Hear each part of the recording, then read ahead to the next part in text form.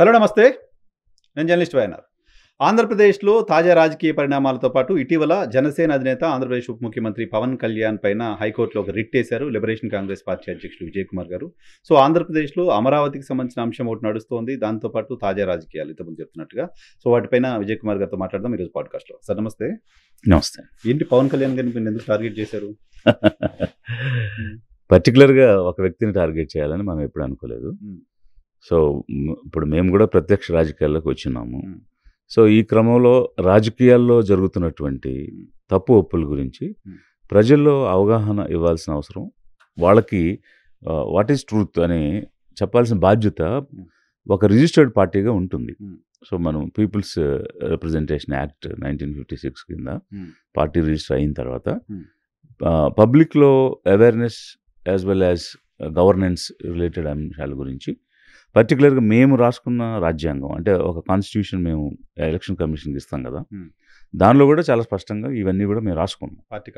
Party కాన్స్టిట్యూషన్లో particularly backward communities, అలాగే poorer communities, వాళ్ళకి సంబంధించి జరుగుతున్న అన్యాయాల గురించి మేము అవేర్నెస్ ఇస్తామని, వాళ్ళని అన్యాయాల నుంచి న్యాయం వైపు నడిపిస్తామని, అందుకోసం అధికారం అనేటువంటిది ఒక దారి కావాలని, ఇవన్నీ కూడా మేము రాసినటువంటి అంశాలు.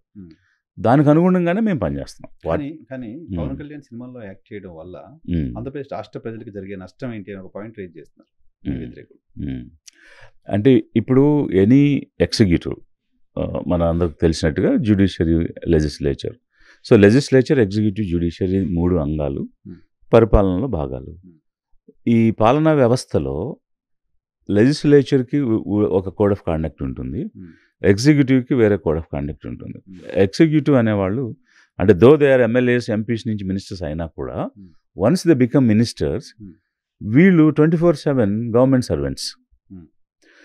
బట్ ఒక ఎమ్మెల్యే, ఎంపీ 24/7 సర్వెంట్స్ కాదు. They are representatives of the people. So వాళ్ళు సెషన్స్లో, పాలసీ మేకింగ్లో, లా మేకింగ్లో ఉంటారు. ఉండి చట్టాలు తయారు చేయటం, వాటిని అమలు రివ్యూ చేయటం అవి చేస్తారు. బట్ ఎగ్జిక్యూటివ్ మాత్రం 24/7 they are the civil servants, people servants. So అందువల్ల వాళ్ళకి అధికారాలు విస్తృతంగా ఉంటాయి. అందులో భాగంగా ప్రజల కోసమే పూర్తి స్థాయిలో పనిచేయాలి, పూర్తి సమయాన్ని వెచ్చించి పనిచేయాలి. ఆ సమయంలో కోడ్ ఆఫ్ కాండక్ట్ ఏంటంటే they have to sever all other business connections. అది వ్యక్తిగతంగా కానీ, లేదా వారు ఇండైరెక్ట్గా అంటే డైరెక్ట్గా కానీ ఇండైరెక్ట్గా కానీ ఎవరికి కూడా లాభదాయకంగా పార్షియల్గా చేసేటువంటి పని చేయకూడదు, ఇంపార్షియల్గా ఉండాలి. కానీ ఓ పొలిటీషియన్, ఓ ముఖ్యమంత్రి, ఒక మంత్రి వ్యవసాయం చేసుకోవడం తప్పు కాదు కదా, ఆయన ఎర్నింగ్ అది. సో అలాగే పవన్ కళ్యాణ్కి వ్యవసాయం లేదు, ఆయన సినిమాలే తన ఉపాధి అని చెప్తున్నారు, ఉపాధి కోసం సినిమాలు చేస్తున్నా అని చెప్తున్నారు. ఎందుకు రెండింటిని కంపేర్ చేయలేము? అంటే వేరే ఆదాయం వచ్చే ఆక్యుపేషన్ ఏది చేయకూడదు. సర్వైవ్ అంటే నీకు అన్ని గవర్నమెంట్ ప్రొవైడ్ చేస్తుంది. నీకు ఇల్లు ఇస్తుంది, వెహికల్స్ ఇస్తుంది, టెలిఫోన్ ఇస్తుంది, సర్వెంట్స్ని ఇస్తుంది, కుక్ని ఇస్తుంది, డ్రైవర్ని ఇస్తుంది. No, you should not do. That's what the law says. So the constitution కానీ మోడల్ కోడ్ ఆఫ్ కాండక్ట్ అనేది గవర్నమెంట్ ఆఫ్ ఇండియా ఇచ్చింది సెంట్రల్ మినిస్టర్స్కి, స్టేట్ మినిస్టర్స్కి. సో ఆ ఎక్స్ట్రాక్ట్సే మేము చూపించి లీగల్ కేసు వేయడం జరిగింది. Everything is provide by the government, plus salary కూడా ఇస్తుంది. సో వేరే ఏ ఆక్యుపేషన్ చేయడానికి వీలు లేదు. అవన్నీ వదిలేయాలి. వదిలేసి వచ్చాననే ప్రమాణం చేశారు వాళ్ళు. The very oath what they take, అవన్నీ ఇంప్లై అయి ఉంటాయి అందులో. ఆ ప్రమాణ స్వీకారంలో వాళ్ళు చేసినటువంటి ప్రమాణంలో ఇలా అసలు ఎలాంటి రాగద్వేషాలకు తావు లేకుండా, ఏ రకమైనటువంటి ఫేవరెటిజం కానీ, నెపోటిజం కానీ, అంటే బంధుప్రీతి లేకుండా, ఇట్లాంటివి ఏవీ లేకుండా అంతఃకరణ శుద్ధితో పని చేస్తానని దేవుని సాక్షిగా ప్రమాణం చేశారు వాళ్ళు. మరి దేవుడి మీద ప్రమాణం చేసిన వాళ్ళు దేవుడికి గౌరవం ఇవ్వాలి కదా. మరి లేనప్పుడు ఉడికి దేవుడి గురించి మాటలను ఉపన్యాసాలు ఇస్తే సరిపోదుగా. నువ్వు చేసిన ప్రమాణం నువ్వు నిలబెట్టుకోవాలి. నువ్వు దేవుడి మీద ప్రమాణం చేసి నిలబెట్టుకునేవాడివి దేవుడి గురించి, మతం గురించి పదే పదే ఉపన్యాసాలు ఇచ్చి ఓదరగొట్టడం, అది ఒక స్వార్థం అవుతుంది తప్ప నిజాయితీ అవ్వదు కదా. ఇది ఒక పక్క పెడదాం. బట్ కాన్స్టిట్యూషన్ ఏం చెప్తుంది, కోడ్ ఆఫ్ కండక్ట్ ఏం చెప్తుంది, ఏ రకమైన వ్యాపకం ఉండకూడదు, ఉమ్. ఎలాంటి వ్యాపారం ఉండకూడదు, ఉమ్. ఏ వ్యాపార సంస్థలోనూ వాళ్ళు భాగస్వాములు అయి ఉండకూడదు. ఉమ్. ఇవన్నీ కూడా చాలా స్పష్టంగా ఉన్నాయి. ఉమ్. సో వారు చేసినటువంటి సినిమా అంటే ఆయన సినిమాలో యాక్ట్ చేస్తారా, డైరెక్ట్ చేస్తారా అనే అంశం మీద ఉమ్. మాకు అసలు ఎలాంటి పాయింట్స్ లేవు. Um. But we are concerned about the people. ప్రజల క్షేత్రంలో ప్రజల కోసం ఒక బాధ్యతను తీసుకున్న వ్యక్తిగా ఉమ్. ఆ బాధ్యత నెరవేర్చడంలో విఫలమవుతున్నారు, దానివల్ల ప్రజలు నష్టపోతారు, రాష్ట్రం నష్టపోద్ది అని ఒక రాజకీయ పార్టీగా మా యొక్క సో ఆయన ఆలోచన. సంబంధించిన 24 గంటల సమయాన్ని ప్రజల కోసం ఉపయోగించాలి తప్ప ఆయన వేరే ఎర్నింగ్ కోసం ఉపయోగించొద్దు. Yes. కూడదు. కూడదు. ఇప్పుడు అంటే ఇక్కడ సినిమాలో ఉన్నారు కాబట్టి సినిమా గురించి మాట్లాడాల్సి వచ్చింది. ఇప్పుడు సోనియా గాంధీ గారు నేషనల్ అడ్వైజరీ కౌన్సిల్ చైర్పర్సన్గా ఉన్నారు. In fact that NSC is also part of government only. కానీ అది ఆఫీస్ ఆఫ్ ప్రాఫిట్ కింద వస్తుంది. ఒక పార్లమెంట్ మెంబర్గా ఉండి ఆ విధంగా చేయడానికి వీల్లేదు అనేటువంటిది ఆ రోజు ఇష్యూ వచ్చింది. లాభదాయక పదవుల అంశం ఉండకూడదని వచ్చినప్పుడు election commission was about to announce disqualification. She resigned for MP. ఆమె ఆ పదవిని వదిలేసింది. ఇప్పుడు Jaya Bachchan, this happened in 2006. Jaya Bachchan garu ఎంపీగా ఉంటూ ఉత్తరప్రదేశ్ ఫిలిం బోర్డు చైర్పర్సన్గా ఉన్నారు. సేమ్ సిచ్యువేషన్ వచ్చి ఎలక్షన్ కమిషన్ డిస్క్వాలిఫికేషన్ చెప్తే she has to resign. So ఇప్పుడు Shashi Tharoor, he was external affairs minister. ఆయన ఐపీఎల్కి వచ్చి వాళ్ళ టీం ఎవరు ఉన్నారో వాళ్ళకి తన ఆఫీసు ద్వారా లాభం వచ్చేటట్టుగా, మేలు వచ్చేటట్టుగా ఇన్ఫ్లుయెన్స్ చేశాడని చెప్పి ఎలిగేషన్ వస్తే he resign from minister. Ministry నుంచి రిజైన్ చేశారు. సో ఇట్లా అనేక ఉదాహరణలు ఉన్నాయి. ఇప్పుడు మన మనోహర్ గారు సివిల్ సప్లైస్ కదా, మిజోరాంలో ఒక ఆయన సివిల్ సప్లైస్ మినిస్టర్ లలితన్ జరా అని. ఆయన ఇచ్చినటువంటి మిడ్ డే మీల్ కాంట్రాక్ట్ వాళ్ళ ఫ్యామిలీ రిలేటెడ్గా ఉన్న వాళ్ళకి వచ్చిందని చెప్పి ఎలిగేషన్ వస్తే దాన్ని నెపోటిజం అంటాం. అంటే బంధుప్రీతి, వాడు చేసిన ప్రమాణంలో ఉన్నటువంటిది. అది వచ్చిన తర్వాత హీ హాస్ రిజైన్డ్ మినిస్టర్, ఏది ఒక స్టేట్లో. సో ఇన్ని ప్రెసిడెన్సీస్ ఉన్నాయి. ఇక్కడ వారు చేసింది ఏంటి, సినిమాకి వెళ్ళారు, యాక్ట్ చేశారు. నేను ఇక్కడ 2 విషయాలు చాలా క్లియర్గా చెప్తున్నాను. ఒకటి, if it is your profession, you want to continue, we have no issues. మీరు అది నాకు అవసరం, నాకు ఆదాయాన్ని ఇచ్చే మార్గం, నేను చేసుకుంటానంటే మేమెవరు మాట్లాడటానికి? అది నీకు రాజ్యాంగం ఇచ్చిన హక్కు. నీ ఆక్యుపేషన్, ప్రొఫెషన్ని నువ్వు చూజ్ చేసుకోవచ్చు. ఆ విషయంలో అసలు మేము ఎలాంటి కామెంట్ ఎప్పుడూ చేయలేదు. In fact we appreciated his acting. నటుడిగా అతని యాక్షన్ని సందర్భాన్ని బట్టి మనం అప్రిషియేట్ చేసుకున్నాం, ప్రైవేట్ గాను పబ్లిక్ గాను. అది పక్కకు పెడితే ఇప్పుడు ఈ పని చేస్తూ ఆ పని చేయకూడదు అన్నటువంటిదే అంశం. వారు టికెట్స్ ఇంక్రీజ్ చేయించుకున్నారు, ప్రభుత్వంలో ప్రమోషన్ చేయించుకున్నారు, సినిమా ప్రమోషన్ చేశారు. వాళ్ళ మినిస్టర్స్ ప్రెస్ మీట్ పెట్టి మా నాయకుడి సినిమా చూడమని చెప్పతే ఏది చూడమని చెప్తాము. మనోహర్ గారు కమిటీ అయ్యారు. ఈవెన్ దుర్గేష్ అనే మినిస్టర్ గారు కూడా వారు ఓపెన్గా మీరు చూడండి, కొనిపించండి, టికెట్లు కొనిపించండి, 700-600 ప్లస్ ట్యాక్సెస్ ప్రీమియర్ షోలు పెట్టండి, మన ఆదాయం రావాలి అని ఓపెన్గా మాట్లాడి ఇవన్నీ చేశారు. సో వాళ్ళు కూడా ఇప్పుడు వాళ్ళు చేసిన కూడా తప్పే, అండ్ హీ హిమ్సెల్ఫ్, మినిస్టర్ గారు మన కళ్యాణ్ గారు, హీ హిమ్సెల్ఫ్ కమిటెడ్, నేను ఆదాయం కోసమే సినిమాలు చేస్తున్నానని చెప్పారు. సో అసలు ఇక్కడ ఎవరైనా చూడాల్సింది ఏంటంటే, మనం రాజ్యాంగబద్ధమైనటువంటి పదవిని తీసుకున్నప్పుడు రాజ్యాంగానికి కట్టుబడి లోబడి మనం పనిచేస్తున్నామా లేదా అన్నది కదా ఇక్కడ పరిశీలించుకోవాల్సింది, సమీక్షించుకోవాల్సిన అంశం. ఇందులోనే ఇప్పుడు గవర్నమెంట్ మిషనరీ వాడుకున్నారు, వీళ్ళందరినీ తీసుకెళ్లారు అన్న పాయింట్ కూడా మేము వేసిన దానిలో ఉంది. అయితే దానిలో కూడా నేను క్లారిఫై చేశాను. సే ఫర్ ఎగ్జాంపుల్, ఇప్పుడు కొంతమందికి Z+ కేటగిరీ సెక్యూరిటీ ఉంటుంది, Z ఉంటుంది, Y ఉంటుంది, ఇట్లా ఉన్నాయి.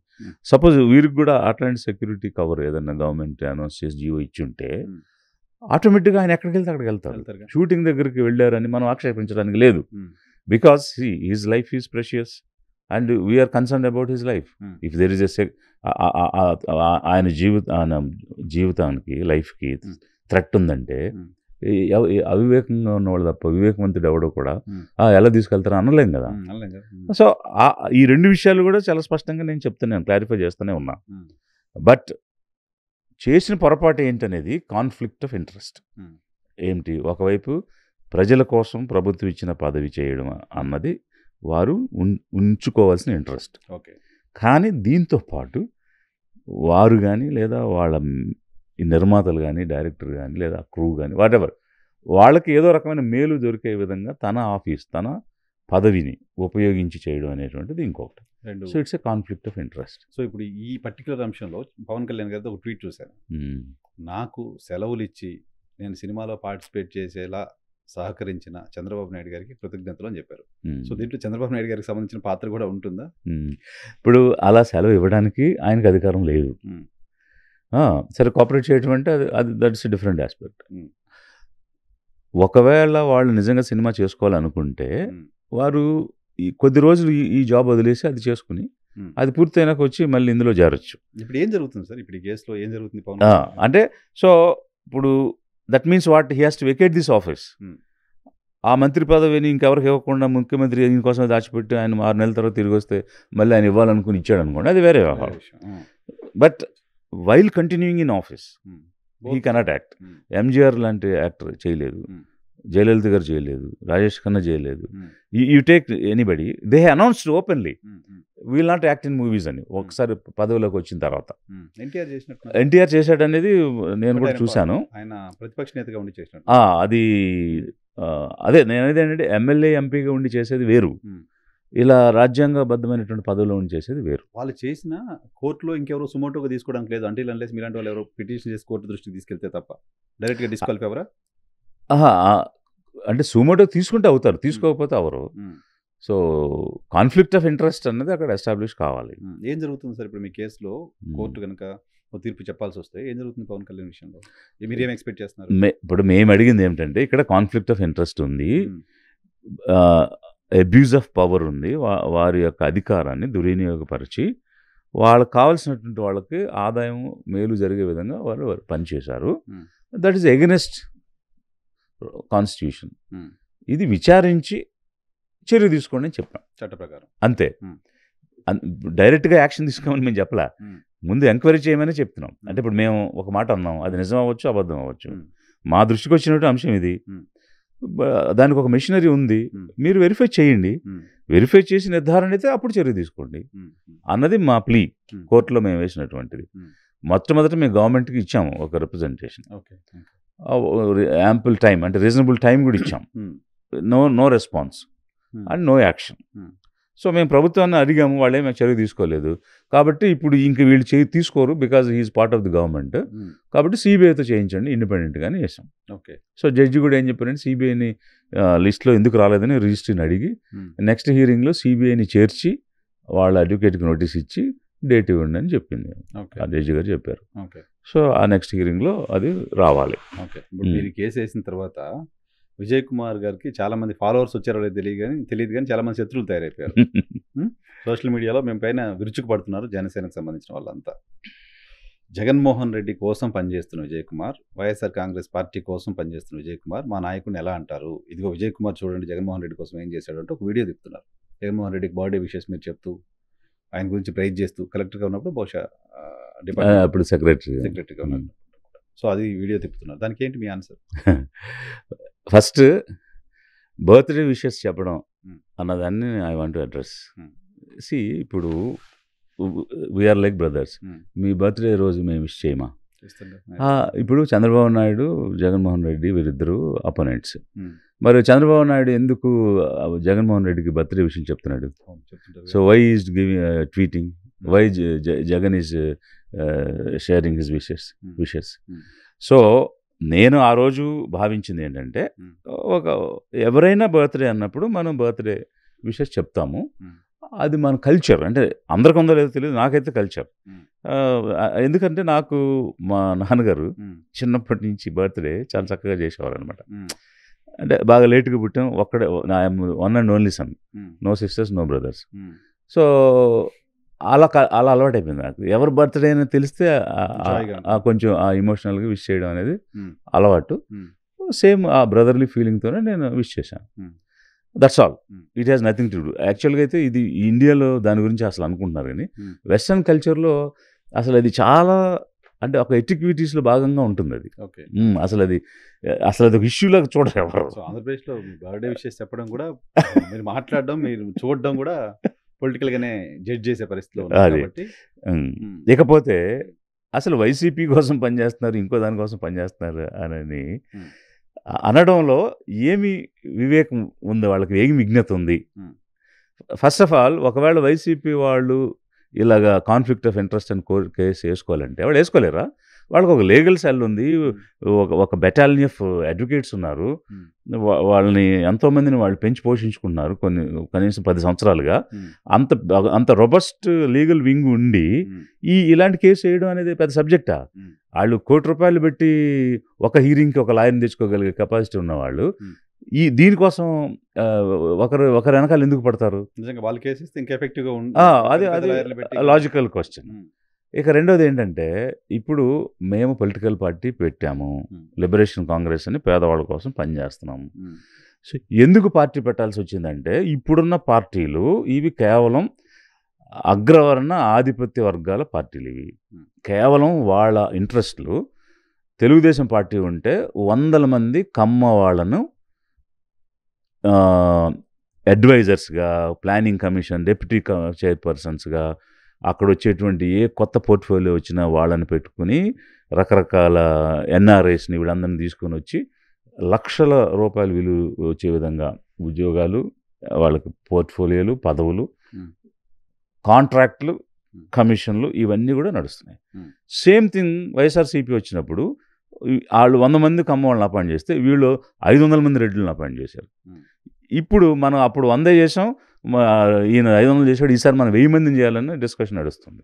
అంటే ఆ కమ్యూనిటీకే పనిచేయటం, ఒక కాంట్రాక్ట్ వచ్చిన, ఒక వర్క్ వచ్చిన, అంటే డెసిషన్ మేకింగ్ ఉండే నామినేటెడ్ పోస్ట్, అంటే ఎలాంటి నిధులు విధులు లేని నామినేటెడ్ పోస్టులు కాదు. ఇప్పుడు ఉదాహరణకి బ్యాక్వర్డ్ క్లాసెస్కి 56 కార్పొరేషన్లు పెట్టారు. ఈ 56 కార్పొరేషన్లో 56 మంది బీసీలను పెట్టారు. ఎవరికి ఒక వెహికల్ లేదు, కనీసం ఒక సంతకం పెట్టక ఫైల్ లేదు, అంటే విధులు లేవు, నిధులు లేవు. అలాంటి పదవులు వీళ్ళకి ఇస్తారు, ఏది బీసీ, మైనారిటీ, ఎస్సీ, ఎస్టీలకి ఇస్తారు. బట్ పరపతి ఇన్ఫ్లుయెన్స్ ఉండి పనిచేసే పదవులేమో వాళ్ళే తీసుకుంటారు. దానికి ఏమంటారంటే ఇవన్నీ నామినేటెడ్ బేసింగ్ ఆన్ మెరిట్, దీనికి ఏమో రిజర్వేషన్స్ ఉండవు అని చెప్తారు. అట్లా ఒక డిస్కషన్ నడిచింది. సో ఈ రకంగా ఈ పార్టీలు ఒకటే కమ్మ వారికి, ఇంకొక రెడ్డి వారికి మాత్రమే జరుగుతున్న క్రమంలో 80% మంది అధిక జనం ఈనాటి వరకు 80 సంవత్సరాలు అవుతున్నా అధికారం అనేది చూడలేదు. అలా చూడాలి అనేటువంటి ఉద్దేశంతో మనం బీసీ, మైనారిటీ, ఎస్సీ, ఎస్టీలు, అలాగే పేదవాళ్ళ తరఫున ఈ పార్టీ పెట్టుకుని ముందుకు వచ్చాం. సో ఎందుకు మేము పార్టీ పెట్టింది, మేము ముఖ్యమంత్రి అవ్వాలని, మేము అధికారంలోకి రావాలని, తద్వారా పేదవాళ్ళకి పనిచేయాలని. అలాంటి పరిస్థితిలో ఏదో పార్టీకి ఉండి పని చేయాల్సిన అవసరం ఉంది. అలా పని చేయాలంటే అక్కడికే వెళ్ళి పని చేసుకోవచ్చు కదా, అక్కడే ఉండొచ్చు కదా, ఎవరు కాదంటున్నారు? సో ఇలాంటి విజ్ఞత లేనటువంటి మాటలో ఆలోచన ఏమిటి? లిబరేషన్ కాంగ్రెస్ పార్టీ స్థాపించి మేము పనిచేస్తుంది, మేము ముఖ్యమంత్రి అవ్వాలని, మేము అధికారంలోకి రావాలని, మేము చట్టాలు చేయాలని, మేము పేదవారికి అవసరమైన విధంగా చట్టాలను మార్పు చేయాలి, ఒక పాలసీ మేకింగ్, ఒక డెసిషన్ మేకింగ్, ఒక లా మేకింగ్ మేము చేయాలని మేము పార్టీ పెట్టాం. ఎవడికో కొమ్ము కాయాల్సిన అవసరం, ఎవడికో పని చేయాల్సిన అవసరం మాకేంటి? అంత కారణం మాకేంటి? రాజకీయాల్లోకి వచ్చినప్పుడు రాజకీయాలను ఫేస్ చేయాల్సిందే. బహుశా మిమ్మల్ని అడ్డుకోవడం కోసం, మిమ్మల్ని వర్గాల దగ్గరికి బలంగా వెళ్ళనీయకుండా చేయడం కోసం మీకు ముద్రేసే ప్రయత్నం చేస్తూ ఉంటాయి కదా రాజకీయ పార్టీలు. సో ఎలా ఎదుర్కోబోతున్నారు దాన్ని, ఎలా చెప్పబోతున్నారు? అందుకే ఇప్పుడు గత ఎన్నికలకు ముందు ఇదే పవన్ కళ్యాణ్ గారు మాట్లాడుతుంటే ఈ వైసీపీ ఏమంది? చంద్రబాబు నాయుడు ఇచ్చిన స్క్రిప్ట్ మాట్లాడుతున్నాడు, అతను దత్తపుత్రుడు, అతను ఇచ్చిందే వీళ్ళు మాట్లాడుతున్నారని చెప్పారు. ఇప్పుడు పీసీసీ ప్రెసిడెంట్, అంటే ఒక నేషనల్ పార్టీ పీసీసీ ప్రెసిడెంట్ ఒక షర్మిల ఉండి ఆవిడ మాట్లాడుతుంటే చంద్రబాబు నాయుడు నడిపిస్తున్నాడని వైసీపీ అంది. అంటే ఇప్పుడు జనసేన పార్టీ పవన్ కళ్యాణ్ మాట్లాడినా, కాంగ్రెస్ పార్టీ షర్మిల మాట్లాడినా వాళ్ళు తెలుగుదేశం ఏజెంట్లు. అలాంటిది విజయ్ కుమార్ మాట్లాడితే వైసీపీ ఏజెంట్ అని ఈరోజు టీడీపీ అంటుంది. మరి ఆ రోజు మీకు మిగిలిన పార్టీలతో మాట్లాడితే, మీరు కాంగ్రెస్తో ఎలయన్స్లో లేరుగా, అయినా మాట్లాడితే మరి తెలుగుదేశం నుంచి అతను ఇచ్చిన స్క్రిప్ట్ ప్రకారంగా మాట్లాడుతుందని వైసీపీ ఎందుకు అంది? ఇది ప్రజలు అర్థం చేసుకోవాలి, ఇది ఒక కుట్ర. ఆధిపత్య వర్గాలు చాలా దూరం ఆలోచించి ఒక కుట్ర కుతంత్రంతో పనిచేస్తాయి. ఏ విధంగా పనిచేస్తాయి అంటే, ఆంధ్రప్రదేశ్ రాష్ట్రంలో పార్టీలు అంటే టీడీపీ, వైసీపీ, ఇవి రెండే. ఈవెన్ జనసేనను కూడా టీడీపీ కింద పెట్టి దాన్ని కూడా ఎదగనీయకుండా చేసిన వ్యూహం అది వాళ్ళు అర్థం చేసుకోవడం లేదు. జనసేన వాళ్ళు అర్థం చేసుకోవడం లేదు. ఇప్పుడు కాంగ్రెస్కి పర్సంటేజ్ ఆఫ్ ఓట్స్ లేవు కాబట్టి నేషనల్ పార్టీ అయినా అది మాట్లాడుతుంటే వాళ్ళని కూడా ఆ కింద కట్టేశారు. అంటే కొన్ని పార్టీలు టీడీపీ కింద కట్టేస్తున్నారు, కొన్ని పార్టీలు వైసీపీ కింద కట్టేస్తున్నారు. అంటే కమ్మ రెడ్డి మేమే అధికారంలో ఉండాలి, మేమే ఆధిపత్యంలో ఉండాలి, ఒకసారి మీరు ఒకసారి మేము, మిస్ అయితే ఈసారి మీరు, మిస్ అయితే ఈసారి మేము అన్నది వాళ్ళ మైండ్లో ఉంటుంది. ఈ కుట్ర కుతంత్రం పూరితమైన ఆలోచనల్ని అర్థం చేసుకోండి మైనారిటీలారా, బీసీలారా, ఎస్సీ ఎస్టీలారా అని మీ ద్వారా నేను చెప్తున్నా. బికాస్ ఇది లాంగ్ టర్మ్ విజన్ వాళ్ళది. అందుకోసమే ఎవరైనా మాట్లాడితే మరి ఇప్పుడు అప్పటి వరకు టీడీపీ కట్టిన పార్టీలని ఈరోజు స్వతంత్రంగా మాట్లాడుతుంటే వైసీపీ కట్టడానికి ట్రై చేస్తున్నారు. ఎందుకంటే ఇంకా అదర్ సైడ్ ఉన్నది అదే కాబట్టి. ఇవి రెండేనా? మనం ఎందుకు ఆ స్థాయికి రాలేము? కేవలం మన ఓట్లు వాళ్ళకి వేస్తున్నాం కాబట్టే కదా వాళ్ళు ఈరోజు ఆ స్థాయిలో ఉండి మాట్లాడుతున్నారు. మనమే లేకపోతే అసలు ఈ రెండు పార్టీలు ఎక్కడ ఉన్నాయి? అది అర్థం చేసుకోమంటున్నాను నేను. అందుకే నేను పదే పదే మనకున్న బలం మన ఓటు, మనకున్న బలం మన జనం, మన జనం మన బలం, మనకు ఓట్లు వేసుకుంటే, మన పాదల పార్టీకి, మన బ్యాక్వర్డ్ కమ్యూనిటీస్ పార్టీలకి వేసుకుంటే మనం అధికారంలోకి వస్తాం. అప్పుడు ఆ పంచన ఈ పంచన మనల్ని కట్టాల్సిన అవసరం లేదు, మనమే స్వతంత్రమైన అవుతాము.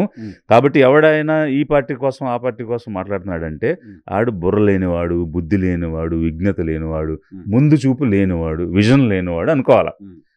ఒక మూర్ఖుడిగా ఎవడో ఒకడు ఆడు పోయిస్తేనో పెడితేనో తిని తాగి మాట్లాడుతున్నాడు అనుకోవడం తప్ప విజ్ఞత మాట్లాడే అంశం అయితే కాదు. అది వాళ్ళకి ఆన్సర్ చెప్పడం ఓకే, మీ పైన విమర్శలు చేస్తున్న వాళ్ళకి ఆన్సర్ చెప్పడం ఓకే, అది నిజమేనేమోనని నమ్మే ప్రజలకు ఏం చెప్తారు? వాళ్ళని ఎలా మీ వైపు తిప్పుకుంటారు? వాళ్ళకి ఎలా? అదే ప్రజల్లోకి వెళ్ళి మనం ఏం చెప్తున్నామంటే, ఒకవైపు అధికారంలో ఉన్న వాళ్ళే ఏదైనా యాక్షన్లో ఉంటారు, అధికారం లేనివాడు యాక్షన్ ఏమి ఉండదు కదా. కాబట్టి మనం డే టు డే మాట్లాడినప్పుడు ఎక్కువ విషయాలు అధికారంలో ఉన్న వాళ్ళ గురించే మాట్లాడాల్సి వస్తుంది. అది ఆ క్వశ్చనింగ్ అనేది పవర్లో ఉన్న వాళ్ళకి జరుగుద్ది. అది కూడా ఒక ఆలోచన అనుకోవచ్చు. వీళ్ళు పద్దాక వాళ్ళనే క్వశ్చన్ చేస్తున్నారు, వీళ్ళని క్వశ్చన్ చేయట్లేదు అనుకోవచ్చు. వీళ్ళని క్వశ్చన్ చేయడానికి అసలు వీళ్ళు లేరు కదా, సోదిలో లేరు కదా. వాళ్ళని ఏం ప్రయోజనం ఉంటుంది? ఏ రకమైనటువంటి యాక్షన్స్ ఉన్నాయి వాళ్ళ దగ్గర? So as for you YCP కోసం టీడీపీ పనిచేస్తుంది, కోసం వైసీపీ పనిచేస్తుంది, అంతే కదా? ఎస్, ఇది చాలా అంటే ఒక మాస్టర్ మైండింగ్ అది అది అది అది ఎంత లోతుగా ఆలోచిస్తేనే మీకు అర్థం అవుద్ది. మీరు జరుగుతున్న డెవలప్మెంట్స్ అన్నిటినీ మీరు ఇన్ఫరెన్స్ తీసుకుంటూ వెళ్తూ ఉంటే క్లారిటీ వస్తుంది మీకు. ఓహో, ఈ రకమైనటువంటి కుట్ర ఉందా? ఇప్పుడు నేను అసలు మీకు ఇంకొక భయంకరమైన విషయం కూడా చెప్తా.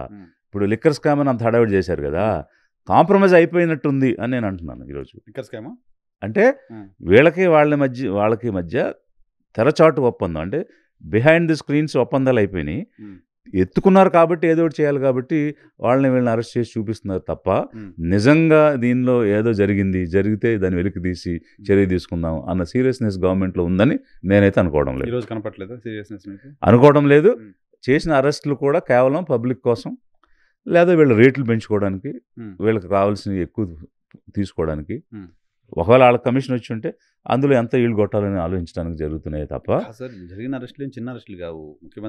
మాజీ ముఖ్యమంత్రి Jaganmohan Reddy OSD arrest, IAS officer Dhananjaya Reddy arrest, Bharathi గారికి సంబంధించిన కంపెనీలకు సంబంధించిన ఫైనాన్స్ డైరెక్టర్ గోవిందప్ప అరెస్టు, తాజాగా YSR Congress party parliamentary party నాయకుడు మిథున్ రెడ్డి అరెస్టు. ఎందుకు మీకు అది లైట్? అప్పుడే కదా బేరం పెరుగుద్ది. ఆ లెవెల్లో చేస్తేనే కదా నెగోషియేటింగ్ పవర్ పెరుగుద్ది. అంటే నేను ఒక ఎలిగేషన్ చేస్తున్నాను మీ ద్వారా. అది కాదంటే వాళ్ళు అంటే కాలం ప్రూవ్ చేస్తుంది. ఎలిగేషన్ చేయడం వెనక రీజన్ ఏంటి? మీ దగ్గర ఉన్న సబ్స్టాన్షియల్ ఎవిడెన్స్ మీకేమనిపిస్తుంది? మీకు కనపడుతున్న పిక్చర్ ఏంటి? నాకు కనిపిస్తున్న పిక్చర్ ఏంటంటే తెర వెనుక ఒప్పందాలు అయిపోయాయి. సో ఒకసారి అడుగు వేసాం కాబట్టి దీన్ని కొనసాగించకపోతే జనం అర్థం చేసుకుంటారు, దానికి ఒక లాజికల్ ఎండ్కి తీసుకెళ్ళి వదిలేద్దాం అన్న ఆలోచనలు ఉన్నారని నేను అనుకుంటున్నాను. సో కాలం నిర్ణయించాలి మరి మన మాట అది నిజమవుద్దా లేక నిజం కాకపోద్దా అనేది చూడాలి. 3600 కోట్ల లిక్కర్ స్కామ్ డబ్బులు మళ్ళీ ప్రజల ఖజానాకు వచ్చే పరిస్థితి లేదు ఇంకా. అసలు అది ఇచ్చినట్టుగానే తీసుకున్నట్టుగానే ఎక్కడ ప్రూఫే లేదు కదా. సిట్ కూడా అలిగేషన్ చేస్తుంది. లేదు అసలు నేను ఇంకొక ప్రశ్న కూడా రాబోయే రోజుల్లో వేయాలనుకుంటున్నాను. అసలు వీళ్ళు ఉన్న విధానాన్ని ఎందుకు మార్చాల్సి వచ్చింది? అసలు ఇప్పుడు వచ్చిన ప్రభుత్వం ఈ విధానం మార్చడంలో వీళ్ళకు ఉన్నటువంటి ఆలోచన ఏంటి? దీని వెనక వీళ్ళకున్నటువంటి ఇంట్రెస్ట్ ఏంటి, ఉమ్, ఎందుకు ఇది జరిగింది ఉమ్. అన్నది కూడా నేను దీన్ని అంటే నేను కొంత ఇన్ఫర్మేషన్ గ్యాదర్ చేసుకుంటున్నాను. ఉమ్, ఆ అంశం గురించి కూడా రాబోయే రోజుల్లో ఉమ్, ప్రశ్నిస్తాం. ఉమ్, ఉమ్. ఉమ్, ఉమ్. సో అది ఇందాక మీరు అడిగినటువంటిది ఉమ్. ఒకటే, ప్రజల్లో అవగాహన తీసుకురావాలి. ఈ వీళ్ళు గత 75 సంవత్సరాలుగా వీళ్ళ ప్రవర్తన విధానం ఎలా ఉంది అన్న దాని మీద ఒక అవగాహన అయితే చాలా చేయాల్సిన పని ఉంది, కష్టం చేయాల్సిన పని ఉంది. ఉమ్. అదే సమయంలో వీళ్ళు మాట్లాడేదానికి నేనేం అడిగాను, ఇలా కాన్ఫ్లిక్ట్ ఆఫ్ ఇంట్రెస్ట్ అంటే వాళ్ళు తీసుకున్న పదవి ఒకటి, చేస్తున్న పని ఒకటి, అందువల్ల రెండింటి మధ్య వివాదం ఉంది, ఇది విచారించండి అని అడిగాం. మీరు ఎంక్వైరీ చేయమని చెప్పాం, ఎంక్వైరీలో తేలితే చర్య తీసుకోమన్నాం. దీనికి నువ్వు కోర్టుకి కదా సమాధానం చెప్పుకోవాలి. నేను తప్పు చేయకపోతే తప్పు చేయలేదని చెప్పుకోవాలి, చేసి ఉంటే నేను తప్పు చేశాను, పొరపాటు అయిందని చెప్పుకోవాలి. ఈ రెండు మానేసి ఎదుటి వ్యక్తి మీద ఎదురు దాడి, ఆ దాడి కూడా అసందర్భంగా ఎలాంటి కాంటెక్చువల్ మ్యాటర్ కాంది. ఇప్పుడు నేను ఆఫీసర్గా ఉన్నప్పుడు ఉన్న యాక్టివిటీస్ గురించి పొలిటికల్ లైఫ్లో ఎలా మాట్లాడతాం? ఇప్పుడు నేను రాజకీయ కార్యక్రమాలు అప్పుడేం చేయలేదు కదా. My political life is 1 year old only. So అయితే ప్రజల కోసం చేసిన పనులు ఉన్నాయి. సో ప్రజల కోసం చేసిన పనుల్లో ఏ విధంగా పనిచేసామనేది మేము చెప్తున్నాము. సో ఆ ప్రజాసేవని ఇంకొక మెట్టు పైకి తీసుకెళ్ళాలనే ఉద్దేశంతో ఇక్కడికి వచ్చాం.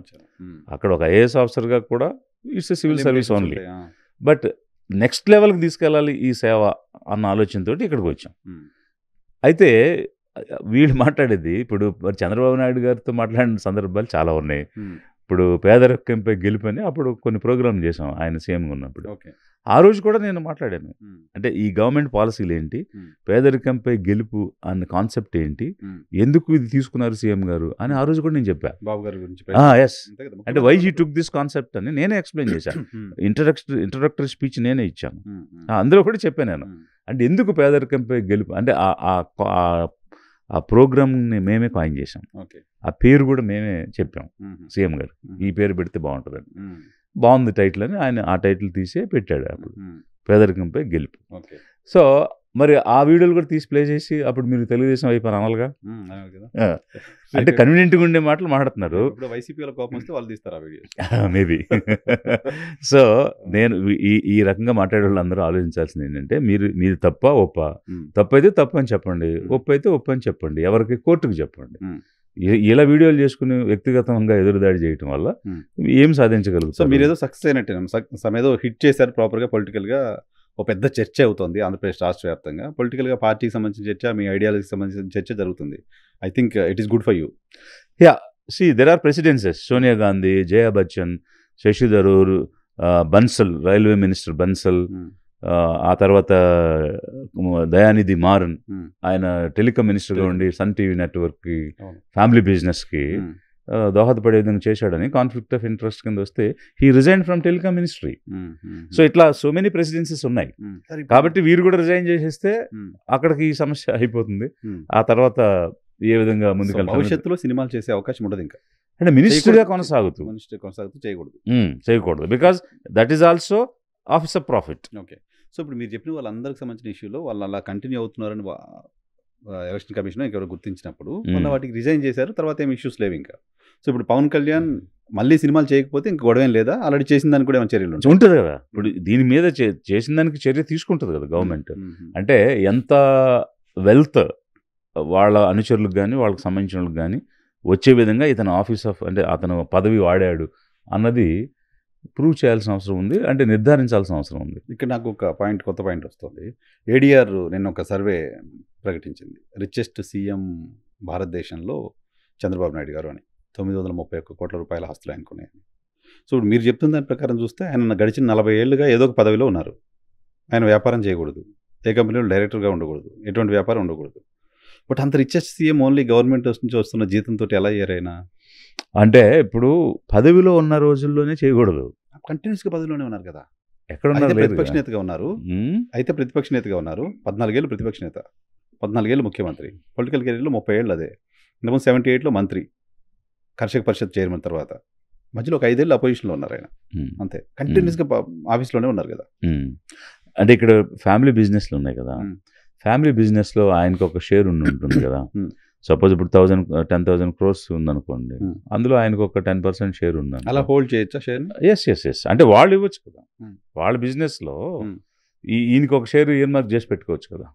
అయితే బోర్డ్ ఆఫ్ డైరెక్టర్గా కానీ లేకపోతే మేనేజ్మెంట్లో కానీ ఉండడానికి లేదు. షేర్ కొనుక్కుని బట్ నేను అనేది షేర్ అంటే షేర్ మార్కెట్ షేర్ కాదు, అదే కంపెనీలో షేర్. అంటే ఇప్పుడు ఆయనకి ఆ రకమైన ఇన్కమ్ కాదు, ప్రాపర్టీ వాల్యూ ఉంది అని అంటే వేరియస్ ప్రాపర్టీస్ దానిలో ఆయనకు ఉన్నటువంటి భాగాన్ని బట్టి ఉండొచ్చు కదా. వైఫ్ ఉన్నారు, డాటర్ ఇలా ఉంటారు, వీళ్ళందరూ ఉంటారు. అలా ఆయన అత్యంత స్థితిమంతుడు అయి ఉంటాడు. ఇప్పుడు ఈ గవర్నమెంట్ లో ఉన్న పదవిని వాడుకుని గనక ఆయన సంపాదించుంటే దానికి లెక్కలు ఉంటాయి. అది అవకాశం లేదు. అంటే ఆయన చేయలేదని నేను చెప్పడం లేదు, పేపర్ మీద అవకాశం లేదని చెప్తున్నారు. ఇంట్రెస్టింగ్ ఉంది సార్. సో ఆంధ్రప్రదేశ్ దేశవ్యాప్తంగా సార్ ఇప్పుడు ఎలక్షన్ కమిషన్కి సంబంధించిన వ్యవహారాలపై చాలా విమర్శలు వస్తున్నాయి. బీహార్లో రాహుల్ గాంధీ ఓట్ చోరీ యాత్ర చేస్తున్నారు. ఎలక్షన్ కమిషన్ ఎట్టకేలకు మొన్న ప్రెస్ కాన్ఫరెన్స్ పెట్టి స్పందించింది. ఎలక్షన్ కమిషన్ ప్రెస్ కాన్ఫరెన్స్ పైన మీరు ఏమైనా స్పందించగలరా? అంటే ఇక్కడ నా పాయింట్ ఏంటంటే, ఒకటి ఆయన బెంగళూరు సెంట్రల్ పార్లమెంటరీ కాన్స్టిట్యుయెన్సీలో one of the assembly segment Mahadevapura గురించి మాట్లాడారు. అక్కడ 1,250,000 ఓట్లు థెఫ్ట్ అయినాయి అనేటువంటి విషయం చెప్పారు. అది చెప్పిన వెంటనే ఆ ఎంపీ, ఆ పర్టికులర్ ఎంపీ బీజేపీ నుంచి గెలిచారు. అతను ఏం ట్వీట్ చేస్తాడంటే, నేను చాలాసార్లు ఈ పార్లమెంటరీ కాన్స్టిట్యుయెన్సీ గెలిచాను, సో 1,00,000 మంది దొంగ ఓట్లు ఉన్నాయి అని అంటే ఓటు వేసిన హిందువుల్ని మీరు అవమానిస్తున్నారని రాశాడు ట్వీట్లో. అంటే బీజేపీకి హిందువులు మాత్రమే ఓట్లు వేస్తారా? ఫస్ట్ ప్రశ్న. ఇప్పుడు 20 లక్షల మంది ఓటర్లు ఉన్నప్పుడు ఇతను గెలవడానికి 10 లక్షల ఓట్లు వస్తే ఈ 10 లక్షలు బెంగళూరులో ఉన్నవాళ్ళు హిందువులు మాత్రమే ఓటు వేశారా? అంటే ఈయన గెలిపించింది హిందువులే కాబట్టి నువ్వు హిందువులను అవమానిస్తున్నావు అని అంటాడా? మరి రాహుల్ గాంధీ ఎక్కడ కూడా తన దీనిలో హిందూ, ముస్లిం, క్రిస్టియన్ అనే పదాలు ఎక్కడ వాడలేదు. మరి అన్ని లక్షల మంది ఓట్లు వేసి మిమ్మల్ని ఎంపీగా అన్నిసార్లు గెలిపిస్తే నువ్వు హిందువులను అవమానిస్తున్నాను రాహుల్ గాంధీ మీద ఎలా ట్వీట్ చేస్తావు? అంటే ఇంత దారుణమైనటువంటి డివిజివ్ పాలిటిక్సా? అంటే ప్రతి విషయానికి మతాన్ని ఎందుకు తీసుకొస్తారు? ఇప్పుడు లౌకిక రాజ్యం మంది, మత ప్రమేయం లేని రాజ్యం మంది. అలాంటిది ఈ జనరల్ డిస్కషన్లో కూడా why you want to name Hindus అంటే హిందువులు మాత్రమే ఓటర్స్, హిందువులు మాత్రమే ఈ సమాజంలో ఫండమెంటల్ రైట్స్ కలిగిన వాళ్ళు, ఓటు రైట్స్ కలిగిన వాళ్ళు మాత్రమే ఓట్లు వేస్తారు, మిగిలిన వాళ్ళు ఎవరు కాదా? ఎందుకు ఈ మతం అనేది మొదటి ప్రశ్న. ఇక రెండోది ఏంటంటే, ఎలక్షన్ కమిషన్ ఏం చెప్తుందంటే, మీరు ఇలాగా ఓటర్ లిస్టుల గురించి, ఓటు థెఫ్ట్ గురించి మాట్లాడి పేదలను అవమానిస్తున్నారని చెప్పారు వాళ్ళు. అంటే అసలు పేదలు మాత్రమే ఉన్నారా ఈ దేశంలో? మిగిలిన వాళ్ళు మనుషులు కాదా? మిగిలిన వాళ్ళకి ఓటు హక్కు లేదా? పైగా నువ్వు ఒక ఎలక్షన్ కమిషన్ అంటే నువ్వు ఒక అంపైర్, అంటే న్యూట్రాలిటీ మెయింటైన్ చేయాల్సిన, అన్బయాస్డ్గా ఉండాలి, ఇండిపెండెన్స్ ఉంది నీకు, అటానమీ ఉంది నీకు, 324 ఆర్టికల్లో నీకు ఇన్ని రకాలైనటువంటి పవర్స్ ఇచ్చింది. Superintendent, control, conduction, direction of elections అనేటువంటి పదాలన్నీ ఉన్నాయి. ఉంటే మరి నిజాయితీగా, స్వతంత్ర ప్రతిపత్తి కలిగి, ఇంపార్షియల్గా, అన్బయాస్డ్గా, నిష్పక్షపాతంగా పనిచేయాల్సిన నువ్వు ఒక రాజకీయ పార్టీలాగా మీరు ఇలాంటి పేదలను అవమానిస్తున్నారని ఎలా అనేటువంటి ఒక పదాన్ని ఎలా తీసుకుంటారు? అసలు పేదలు మాత్రమే ఓట్లు వేశారా? మిగిలిన వాళ్ళు ఎవరు ఓట్లు వేయలేదా? ఓటర్ని అవమానిస్తే పేదలను అవమానించినట్ట? అసలు what way poor is concern here? Because the president of India దగ్గర నుంచి ఒక పూరెస్ట్ ఆఫ్ ది పూర్ వరకు వేసిన ఓటుకి ఉండే వాల్యూ సేమ్ కదా. So when the value is same, everybody participated in elections and everybody has exercise their franchise. So how can you say only poor people are being abused or insulted అని ఎలా అంటారు? అది commission ఎలా మాట్లాడుతుంది? So అంటే that clearly shows you are acting partisan, బయాస్గా ఉన్నారు మీరు. అంటే ఒక పార్టీ కోసం మీరు ఇంకొక పార్టీని విమర్శిస్తున్నారు. ఇప్పుడు మీ మీద అలిగేషన్ వచ్చింది, యూ క్లారిఫైట్. మీకు రాజ్యాంగంతో పాటు కొన్ని ప్రిన్సిపల్స్ ఉన్నాయి, ఒక మిషన్ ఉంది, ఒక విజన్ ఉంది, కొన్ని సూత్రాలు ఉన్నాయి. వాటికి అనుగుణంగా ఏ రూల్ ప్రకారం ఏది ఎలా అన్నది మీరు ఎక్స్ప్లెయిన్ చేయండి. మీరు 6 నెలల లోపు ఏదైనా ఉంటే అప్పుడు చేయాలి. 6 నెలలు అయిపోయినాక ఇప్పుడు చేస్తున్నారు. ఇవన్నీ invalid statements and invalid complaints.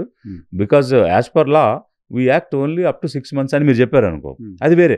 మీరు అప్పుడు ఎందుకు చెప్పలేదు, మరి ఎంత దారుణమైన విషయం ఉందంటే మీరు ఎందుకు చెప్పలేదు, మన చట్టం ప్రకారంగా ఇప్పుడు మేమేం చేయడం లేదు కదా అన్నారు అనుకో, అది వేరుగా ఉండేది. లేదు, ఇంత లార్జ్ స్కేల్ ఎలిగేషన్ వచ్చింది కాబట్టి అసలు ఇందులో ఎంతవరకు నిజం కాదు అని చెప్పడం కోసం వీరు ఎట్లయితే రీసెర్చ్ చేశారో అట్లా వాళ్ళు క్రాస్ చెక్ చేయొచ్చు కదా. Moreover they are mighty, they have all powers, they have entire machinery, crores of employees are working for election commission whenever there is a election. So when such is the situation, you have the entire machinery at your disposal. మీరు ఎందుకు verify చేసి లేదు ఇది తప్పు కాదు అని ఎందుకు చెప్పలేకపోతున్నారు? అది మానేసి ఎదురుదాడి చేస్తున్నారేంటి? మీరు కూడా ఒక రాజకీయ పక్షంలాగా మాట్లాడుతున్నారేంటి? అది చాలా పొరపాటు కదా.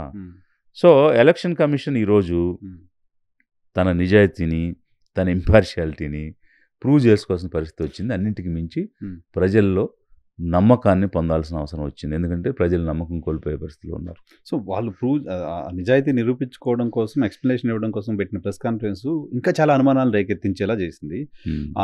డిజిటల్ డేటా మేము ఇస్తే ప్రజల హక్కులకు భంగం కలిగించినట్లు అవుద్ది, మీ అక్కో, మీ చెల్లో, ఇంకెవరో మీ భార్య వస్తే వీడు బయటకి ఇస్తామని మాట్లాడుతున్నారు. ఇవ్వకూడదా? అది క్రైమా? ఓటర్ లిస్టులు ఇప్పుడు ఫిజికల్ కాపీకిని ఎలక్ట్రానిక్ రీడ్ ఓన్లీ కాపీకి ఏంటి, ఇప్పుడు వాళ్ళు మెషిన్ రీడబుల్ ప్రింటే అడుగుతున్నారు, అదే డేటా అడుగుతున్నారు. సో మామూలుగా ఆల్ రికగ్నైజ్డ్ పొలిటికల్ పార్టీస్కి free supply of voter list అనేది ఉంది. సో ఓన్లీ ఇప్పుడు మాది రిజిస్టర్డ్ పార్టీ, ఇంకొకటి INC, Indian National Congress recognised party. Recognised పార్టీకి దీనికి ఉండే ఫెసిలిటీస్ ఏంటి? You will get a symbol which is reserved for you. Next you will get voter list free of cost. So ఇప్పుడు 20 లక్షల parliament అంటే ఎన్ని పేజీలు వస్తాయి? అది ఫ్రీగా ఇస్తుంది government, because you are recognised party. అదే అదర్ పార్టీస్ అయితే కొనుక్కోవాలి. అది అలా ఇచ్చిన దానిలో ఇంకా దాపరికం ఏముంది? You are only supplying, you are publishing everywhere. అసలు వాటర్ లిస్ట్లో సీక్రెట్ ఏముంది? వాటర్ లిస్ట్ని బయటకు చెప్పడం వల్ల అక్కడ హక్కులు హరించడం ఎక్కడ జరుగుద్ది? It is suppose to be public document కదా, అందరి చేతుల్లో ఉండేదే కదా. ప్రతి ఎలక్షన్లో ఏజెంట్స్ దగ్గర ఉంటాయి, బయట కూర్చొని స్లిప్లు ఇచ్చే వాళ్ళ దగ్గర ఉంటాయి, అన్ని చోట్ల ఉంటాయి కదా. అది చాలా హాస్యాస్పదంగా ఉంది. నెక్స్ట్ పాయింట్ ఈ వీడియోగ్రఫీ. ఇప్పుడు వీడియోగ్రఫీ చేసి దాన్ని కాల్ చేసామంటే అసలు మీకు ఎలక్షన్ టైంలో వీడియోగ్రాఫర్స్ దొరకడం చాలా కష్టం. మొత్తం దేశవ్యాప్తంగా ఉన్న చిన్న కెమెరా ఉన్నవాడిని కూడా ఎంగేజ్ చేసుకుని వాడికి కనీసం మనం 30 రోజులు 40 రోజులు ఎమాల్యుమెంట్స్ ఇచ్చి హైర్ చేసుకుని మనం పనిచేస్తాం. కోట్ల రూపాయలు ఖర్చు అవుతుంది. కోట్ల రూపాయలు ఖర్చు పెట్టి వీడియోగ్రఫీ తీసింది కాల్చడానికా? పర్పస్ ఏంటి? అదే కదా, ట్రాన్స్పరెన్సీ, పారదర్శకంగా జరిగినాయి అని ప్రజలకు చూపించి వాళ్ళ నమ్మకం పొందడానికి కదా. ఆ పని చేయకుండా కాల్ చేసామని అని చెప్పడం, ఇవన్నీ మీరు అన్నట్టు అనుమానాలకి పెంచడం కాకటం అంతేకాకుండా వీళ్ళు ఒక పార్టీ వైపు ఉన్నారు అని ఎస్టాబ్లిష్ అవ్వడానికి ఎక్కువ ఆస్కారం కనిపిస్తుంది. అంటే ఒకరి వైపు ఇదంతా ఒక ఎత్త. ఇంకొక దారుణమైన పరిస్థితి ఏంటంటే కాంగ్రెస్ ఇలా తప్పులు చేసిందని చెప్పింది, టీఎంసీ తప్పులు చేసిందని చెప్తుంది, డిఎంకే తప్పులు చేసిందని చెప్తుంది, సమాజ్వాదీ పార్టీ చెప్తుంది. ఇలా అన్ని పార్టీలు ఎలక్షన్ కమిషన్ తప్పు చేసింది, ఓటర్ లిస్టులో తప్పులు ఉన్నాయి కాబట్టి ఈ ఎన్నికలు సజావుగా జరగలేదు, ఫ్రీనెస్ లేదు, ఫెయిర్నెస్ లేదు, రీకండక్ట్ చేయాలనేటువంటి వాదన ఒకటి వస్తున్న సమయంలో బీజేపీ చెప్తుంది, సమ్ ప్రసాద్ ఏదో నేమ్, అది కాదు వేరే, ఆయన పేరు సడన్గా ఇప్పుడు గుర్తులేదు. అతను ఏం చెప్పాడు తెలుసా? రాయ్బెరీలో, వయనాడులో డిఎంకే స్టాలిన్ దగ్గర, అఖిలేష్ యాదవ్ గెలిచిన దగ్గర ఓటర్ లిస్టులు అన్ని తప్పులు ఉన్నాయి, ఆ ఓటర్ లిస్టులో అన్ని పేర్లు తప్పులు ఉన్నాయి, దొంగ ఓట్లు వేసుకుని గెలిచారు వీళ్ళు, కాబట్టి రాయ్బెరేలీ, వేనాడు ఈ ఎలక్షన్స్ అన్నీ కూడా రాంగ్, డిఎంకే అఖిలేష్ గెలిచినవి అన్నీ కూడా అని బీజేపీ కూడా చెప్పింది. ఇక్కడ ప్రజలు అర్థం చేసుకోవాల్సింది ఏంటంటే ఎలక్షన్ కమిషన్ మీద కాంగ్రెస్కి నమ్మకం లేదు, టీఎంసీకి లేదు, సమాజ్వాదీ పార్టీకి లేదు, డిఎంకే కమిషన్ మీద నమ్మకం లేదు. ఎవరి పక్షాన్ని నిలబడి ఈ అనుమానాలన్నిటికీ తావిచ్చిన ఎలక్షన్ కమిషన్ ఇచ్చిన దారైతే ఉందో ఆ పక్షమైన బీజేపీ కూడా నమ్మకం లేదు. అంతే కదా, నేను చూశాను. బీజేపీ సోషల్ మీడియా విస్తృతంగా ప్రచారం చేస్తుంది, అమేథీలో 2 ఓట్లు 3 ఓట్లు 0 ఇంటి నెంబర్ పైన ఓట్లు చాలా ఉన్నాయని. మరి that means in India no party is believing election commission, no party has trust on election commission, no party has అంటే ఎన్నికలలో జరిగిన ఓటర్ లిస్టుల మీద ఏ పార్టీకి నమ్మకం లేదు. దట్ మీన్స్ 24 ఎన్నికలు మరి రద్దుకి క్వాలిఫై అవుతున్నాయి. అవి రద్దు చేసి మళ్ళీ ఓటర్ లిస్టులు సవరించి మళ్ళీ ఫ్రెష్గా తాజాగా ఎన్నికలు పెట్టాలి. Because no party has trust, including BJP. అధికారంలో ఉన్న బీజేపీ కూడా ఓటర్ లిస్టులు తప్పు అని చెప్పేసింది కదా.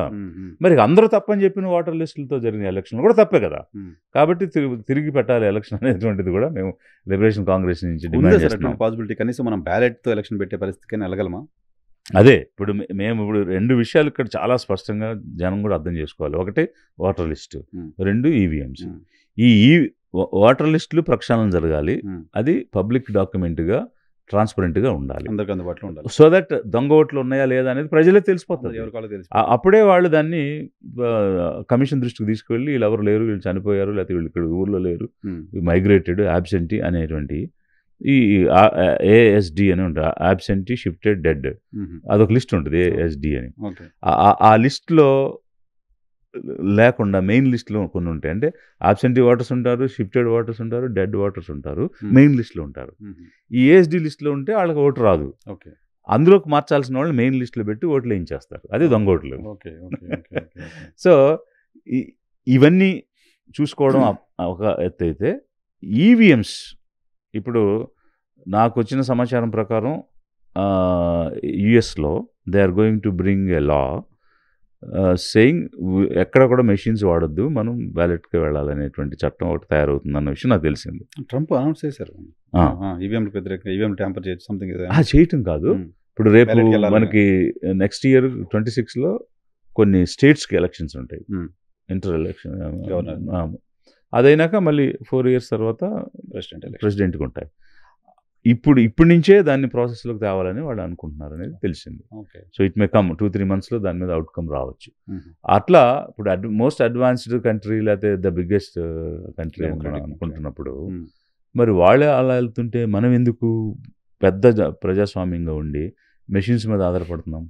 బ్యాలెట్ పేపర్కే వెళ్ళాలి. బ్యాలెట్ ద్వారా జరిగితేనే ఎన్నికలు పారదర్శకంగా ఉంటాయి. అన్నింటికి మించి ఓటర్కి సాటిస్ఫాక్షన్ ఉంటుంది. నేను ఓటు ఎవరికి వేశాను అన్నది సాటిస్ఫై అవుతాడు.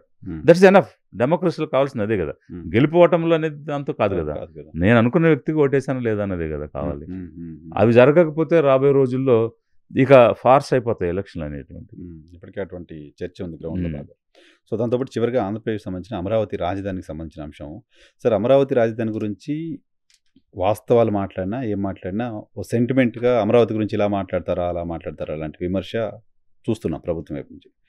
అసలు ఆంధ్రప్రదేశ్ ప్రజల పాయింట్ ఆఫ్ వ్యూలో ఆంధ్రప్రదేశ్ ప్రజలకు మంచి జరిగేలా ఏం జరుగుతోంది అమరావతిలో, ఏం జరగాల్సి ఉంది, ఏం జరిగితే బాగుంటుందని మీరు అనుకుంటున్నారు? అంటే ఇప్పుడున్న గవర్నమెంట్ ఓన్లీ అమరావతిని డెవలప్ చేస్తే రాష్ట్రాన్ని డెవలప్ చేసినట్టే అన్న భావనలో ఉన్నట్టు పనిచేస్తుంది. అంటే వాళ్ళ పనితీరు అలా అనిపిస్తుంది ప్రజలకు. బట్ ఒక టౌన్ డెవలప్ చేస్తే రాష్ట్రం అంతా ఎలా డెవలప్ అవుతుంది? First question. నెక్స్ట్ క్వశ్చన్ ఏంటంటే, అంటే the very selection is wrong అన్నదే కంటిన్యూస్గా ప్రూవ్ అవుతూ వస్తుంది.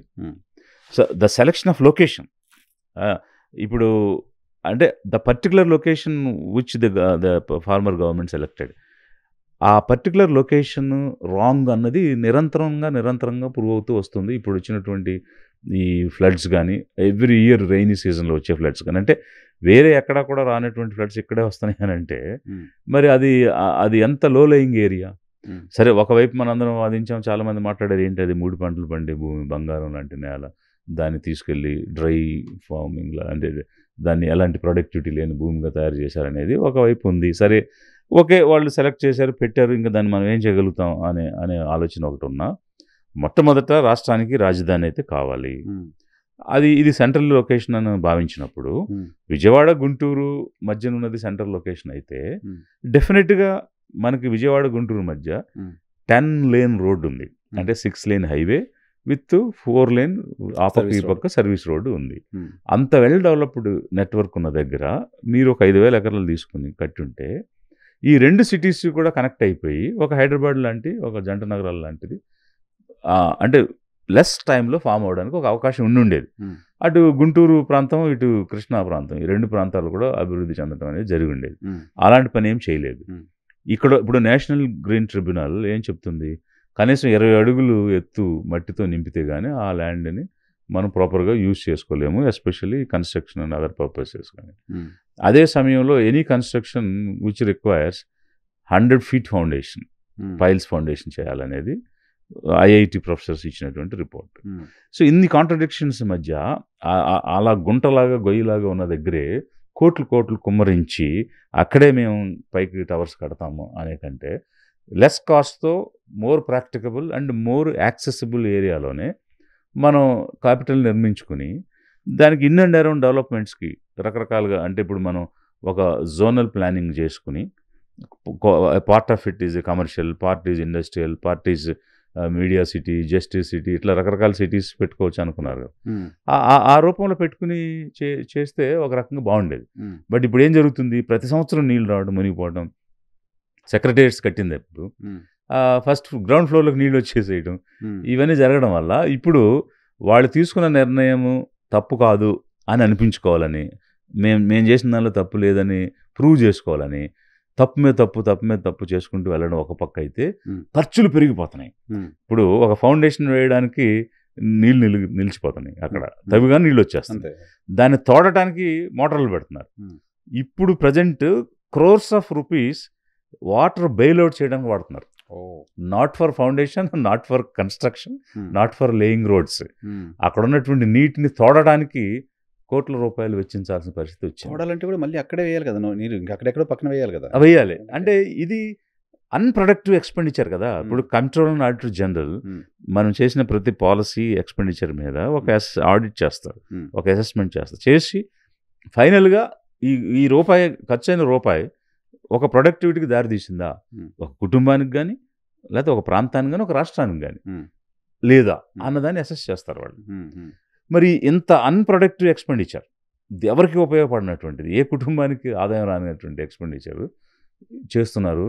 ఫైనల్గా ఇది డెవలప్ అవ్వడానికి ఎక్కడ ఛాన్స్ ఉంది అంటే ఇంకొక డెడ్ సిటీ కడతారా అనేటువంటి ప్రశ్నలు ఈరోజు ఎదురవుతున్నాయి. బికాస్ అంటే అట్లాంటి ప్రయోగాలు చేసినవన్నీ ఈరోజు డెడ్ సిటీస్గా ఉన్నాయి.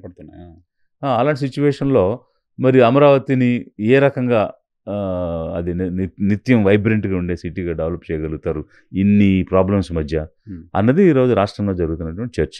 సో పార్టీల మధ్య చర్చగా మిగిలిపోవడం అన్ఫార్చునేట్. కేవలం YSR Congress party, Telugu Desam party లేకపోతే ఇంకెవరో పార్టీల మధ్య చర్చగా కాకుండా ప్రజలకి దానికి సంబంధించిన వాస్తవాలు ఇన్ అండ్ అవుట్ తెలియాల్సిన అవసరం ఉంది. దాన్ని హైడ్ చేసే ప్రయత్నం ప్రభుత్వం వైపు నుంచి జరుగుతుందా అని అనిపిస్తోంది. మీరు మీడియా చూస్తే అర్థమవుతుంది. ఇప్పుడు వాళ్ళకి సంబంధించిన మీడియాస్ ఉన్నాయి కదా, అధికార పార్టీకి సంబంధించిన ఛానల్స్ కానీ పేపర్స్ కానీ ఒక 2 centimeters 3 centimeters వర్షం పడగానే విజయవాడ మునిగిపోయింది, బెజవాడ మునిగింది, గుంటూరు మునిగింది అని రాస్తున్నారు. అక్కడ అమరావతి మునిగిపోయింది అనే విషయం రాయడం లేదు. ఇప్పుడు వాస్తవంగా రాసేటప్పుడు ప్రాంతం అంతా విజయవాడ గుంటూరు మొత్తం అలా మునిగిపోయింది, వరద వచ్చేసింది అని రాసి ఉంటే అది వేరే. అమరావతి మాత్రం సేఫ్గా ఉంది, అక్కడేం నీళ్ళు రాలేదు, ఈ 2 సిటీలు మాత్రం మునిగిపోయినాయి అని రాస్తున్నారు వాళ్ళు. సో అంటే వాళ్ళు వార్తల్ని కూడా నిజాన్ని చెప్పకుండా మభ్యపెడుతూ వాస్తవాలు తెలియనీయకుండా అడ్డుకోవడానికి మినిస్టర్స్ కూడా దబాయిస్తున్నారు, ఎదురుదాడి చేస్తున్నారు. కేసులు పెడతాం, పీడీ కేసులు పెడతాం. అసలు మాట్లాడితే కేసులు పెట్టడం అనేటువంటిది ఏ రకమైన కల్చరు, అది ఏ రకమైన రాజ్యాంగం? ఆ రకమైనటువంటి దిగజారిపోయే పరిస్థితికి ఎందుకు వెళుతున్నారు? అదేననేది. ఇప్పుడు రాజకీయం అన్న తర్వాత ఖచ్చితంగా ఆరోపణలు అనేవి ఉంటాయి.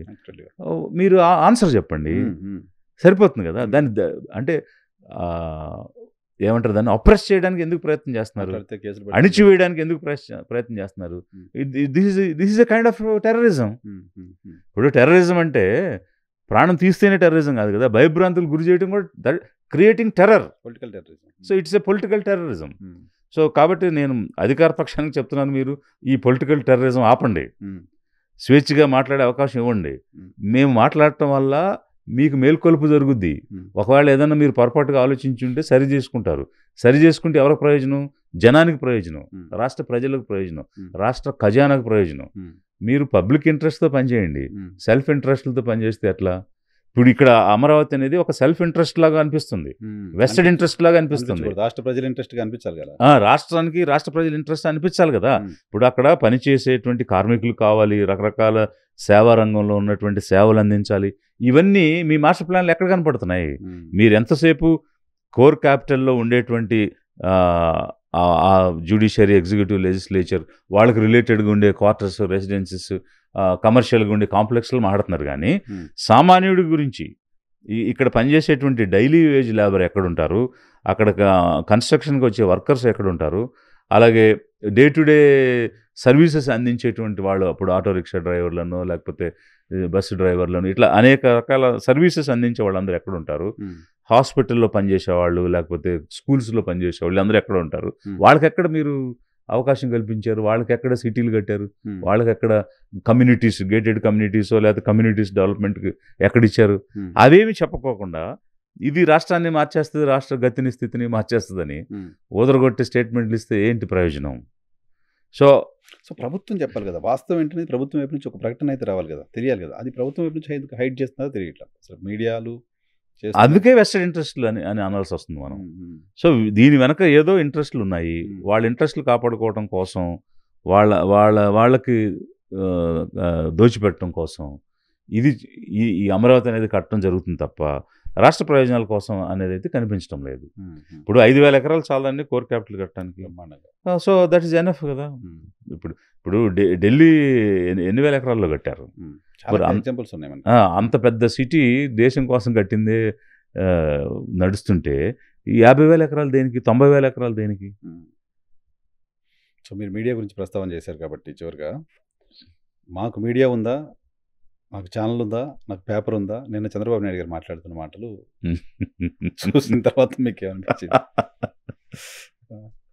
పార్టీ నాకు లేదు, వైఎస్ఆర్ కాంగ్రెస్ పార్టీకి పేపర్ ఉంది, టీవీ ఉంది, నాకు పేపర్ లేదు, టీవీ లేదు, నాకు లేదు, పవన్ కళ్యాణ్కి లేదు, భారతీయ జనతా పార్టీకి లేదు అని చెప్తున్నారు. అంటే మరి దీన్ని ఎలా కామెంట్ చేయాలో నాకైతే రావడం లేదు. సో ప్రజలకు తెలుసు కదా, ఎవ్రీబడి నోస్. అంటే తెలుగుదేశం పార్టీ అసలు పుట్టడానికి కానీ, అది బట్ట కట్టడానికి కానీ, అది నిలబడటానికి కానీ ఏ పార్టీ అంటే, అప్పుడు ఎన్టీఆర్ చైతన్య రథం మీద వెళ్తున్నప్పుడు రోడ్డు పక్కన ఆగితే వార్త, లుంగి కట్టుకుంటే వార్త, చెంబుతో నీళ్లు పోసుకుంటే వార్త, అలా అలా అలా వార్తలు వేసి ఎవరు పెంచి పోషించారు. అసలు ఒకప్పుడు ఈనాడు పేపర్లో ఈ డౌన్ ట్రాడన్ కమ్యూనిటీస్ కానీ, వాళ్ళకి సంబంధించినటువంటి అట్రాసిటీ కానీ జరిగితే వార్త వచ్చేది కాదు. ఐఎమ్ ఛాలెంజింగ్ మీకు ఈ మొన్న గవర్నమెంట్లో, ఇది వైసీపీ గవర్నమెంట్లో కంటే ముందు ఎన్నిసార్లు ఈ దాడులు, వెనుకబడిన వర్గాల మీద జరిగిన దాడుల గురించి ఈనాడు పత్రిక ప్రచురించిందో చూడండి. 14-19 కేవలం మొన్న 1924 టైంలో మాత్రమే ఈ SC corporation, ST corporation, BC corporation అని చెప్పి ఆ కార్పొరేషన్లకి స్కీములు లేవని, నిధులు లేవని, ఇవి పోయినాయి అయిపోయినాయి అని మొన్న రాశారు తప్ప, నేను ఫస్ట్ టైం ఈనాడు పేపరు ఈ పేదల గురించి, పేద వర్గాల గురించి రాయటం మొన్న 1924లోనే చూసా. అంతకుముందు సంవత్సరాలు ఎప్పుడూ కూడా వాళ్ళ ఆలోచన విధానం వేరు, ఆధిపత్య వర్గాలకు సంబంధించిన వార్తలు రాసుకోవడం తప్ప వేరే ఏమి కూడా రాసేవాళ్ళు కాదు. ఏం జరగలేదేమో, అంత అద్భుతంగా ఉందేమో అంతే. అప్పుడు అసలు అట్రాసిటీస్ లేవు, అట్రాసిటీ యాక్ట్ అనేది రావాల్సిన అవసరం రాలేదు. సో అందుకనే వాళ్ళు రాసేవాళ్ళు కాదు. సో అట్లా మరి ఈ పార్టీల్ని పెంచి పోషించినటువంటి ఛానల్స్, పత్రికలు ఏమున్నాయి అనేది ప్రజలందరికీ తెలుసు. అంటే బేబీ ఆయన ఉద్దేశం ఏంటంటే నా పేరు మీద లేదు కదా అని చెప్తున్నారు. టెక్నికల్గా నేను ఓనర్ని కాదు కదా అని చెప్పుకుంటున్నారేమో, నా ఫ్యామిలీ మెంబర్స్ ఓనర్స్ కాదు కదా అని చెప్పుకుంటున్నారేమో. టెక్నికల్గా ఓనర్స్ కాదు మరి, అది చెప్పుంటారు. సరే, ఆంధ్రప్రదేశ్లో మీరు పెన్షన్స్, ఈ సర్వీస్ దానికి సంబంధించి కూడా పనిచేశారు ప్రభుత్వంలో. 4 లక్షలకు పైగా పెన్షన్లు తీసేశారనే ఒక వార్త నడుస్తుంది. అర్హత ఉండి కూడా యాక్చువల్గా అయితే ఆ ఇష్యూని కూడా మేము స్టడీ చేస్తున్నాం. లిబరేషన్ కాంగ్రెస్ పార్టీ టేకప్ చేయడానికి సిద్ధంగా ఉంది. ఎలాగంటే వీఆర్ గ్యాదరింగ్ ఇన్ఫర్మేషన్. నేను మొన్న మా విలేజ్ కూడా వెళ్ళి వచ్చాను, అక్కడ నాకు వచ్చారు కొంతమంది, చెప్పారు ఏంటంటే ఈ సదరం సర్టిఫికేట్ ఇస్తారు, 40% అబవ్ ఉన్నటువంటి వాళ్ళకి డిజబిలిటీ పెన్షన్ వస్తుంది.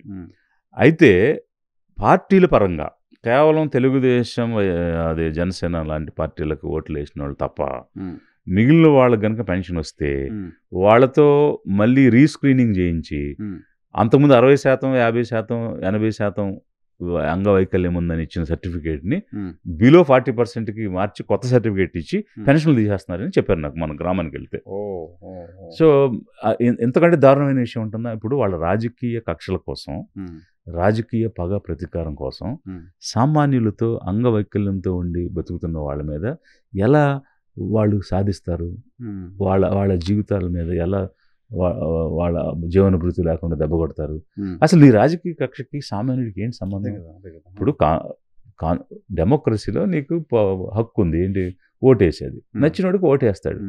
ఓటు వేసేవాడు నీకు వేసినోడు ఒక రకంగా, వేయనోడు ఒక రకంగా ట్రీట్ చేసేటువంటి అసలు అధికారం నీకెవడిచ్చాడు? When you have become as chief minister, you are chief minister for the entire state. So ఒక మంత్రి అంటే రాష్ట్రం మొత్తానికి. ఇలా వివక్షపూరితమైన ఒక డిస్క్రిమినేటరీ యాటిట్యూడ్తో మాకు ఓట్లు వేయలేదని వీళ్ళు ఆ పార్టీకి సింపథైజర్స్గా ఉన్నారని చెప్పి వచ్చే పథకాలు ఎలా తీసేస్తారు? ఇదైతే డెఫినెట్గా నేను ఇన్ఫర్మేషన్ గ్యాదర్ చేస్తున్నాను. గవర్నమెంట్ క్వశ్చన్ చేయడమే కాదు, అవసరమైతే లీగల్ బ్యాటిల్ కూడా చేస్తాం. చంద్రబాబు నాయుడు గారు ఓపెన్గా చెప్పారు కదా, మా వైఎస్ఆర్ కాంగ్రెస్ పార్టీకి పని చేయొద్దు, ఎవరైనా పని చేస్తే వాళ్ళపై చర్యలు తీసుకుంటాం మన పార్టీ వాళ్ళు కూడా. మరి అతన్ని విజనరీ అనాలి మనం. ఇప్పుడు ఆ రకంగా రాజ్యాంగానికి వ్యతిరేకంగా మాట్లాడే వ్యక్తి విజనరీ అని అంటే ఇక ఏం విజన్ ఉందనుకోవాలి ఆయన. అసలు అట్లా మాట్లాడేటప్పుడైనా ఆలోచించాలి కదా. నేను ఇలా అనొచ్చు అనకూడదు. 40 years ఇండస్ట్రీ అని చెప్పుకునే వ్యక్తి మీరు ఇంకో పార్టీ వాళ్ళు వస్తే పని చేయొద్దని చేస్తే చర్యలు తీసుకుంటారు ప్రభుత్వ యంత్రాంగానికి చెప్పడం అనేది అది ఏ రకమైన దార్శనికత అంటారు? చూడాలి.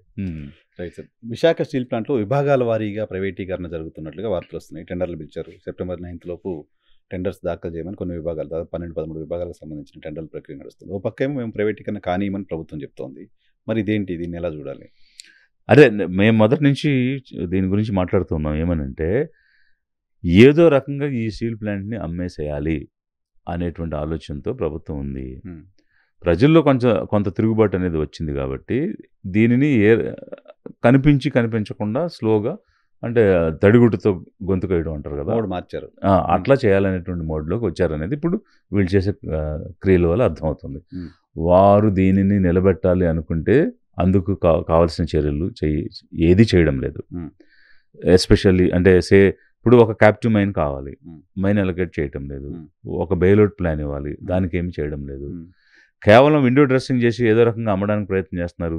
ప్రైవేట్ పీపుల్ని తెచ్చి మేనేజ్మెంట్లో పెట్టడానికి ట్రై చేస్తున్నారు.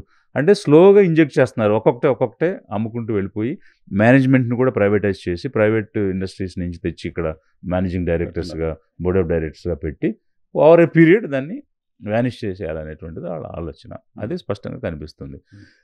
ఈ విషయాలు మరి తెలుగుదేశం, జనసేన, బీజేపీకి తెలియవా? ఆ రోజు మీరు ఎన్నికల ముందు మాట ఇచ్చి ఈ రోజు దానికోసం మీరు ఎందుకు ఫైట్ చేయలేకపోతున్నారు? నేను ఇంకొక మాట ఏమంటానంటే వీళ్ళెవరికి కూడా వెన్నెముక ఉన్నట్టుగా నాకు అనిపించడం లేదు. ఎందుకు బీజేపీ ముందు ఇలా సాష్టాంగపడి దండాలు పెడుతున్నారు? ఇప్పుడు మహారాష్ట్రలో హిందీ లాంగ్వేజ్ పెట్టాలని నేషనల్ ఎడ్యుకేషన్ పాలసీ చెప్పినప్పుడు వాళ్ళు పెడతామని ముందని ప్రజలు వద్దనగానే వాళ్ళు వెనక్కి వచ్చేసి వాళ్ళు ఓన్లీ మరాఠీ, ఇంగ్లీషే పెట్టుకున్నారు.